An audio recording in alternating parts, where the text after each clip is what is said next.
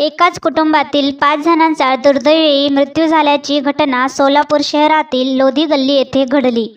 हे कुटुंब रात्री खिचडी खाऊन झोपले होते, मात्र सकाळी उठताच तिघांचा मृत्यू झाला.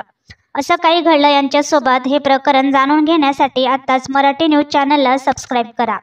याबाबत सविस्तर माहिती अशी की सोलापूर शहरातील तळ बाजार चौकातील हर्ष बलराम वाले यांचे कुटुंब अंदाजे 7 बाय 10च्या खोलीत दाटीवाटीने राहत होते.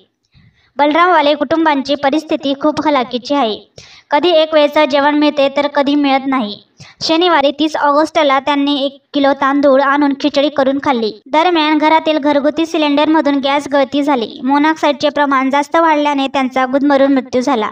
यात हर्ष बलराम वाले आणि अक्षरा बलराम वाले यांची आई आणि 2 चिमुकल्यांचा जागीच मृत्यू झाला, तर दोघे पती पत्नींवर ग्रामीण रुग्णालयात उपचार सुरू असून त्यांची प्रकृती चिंताजनक आहे.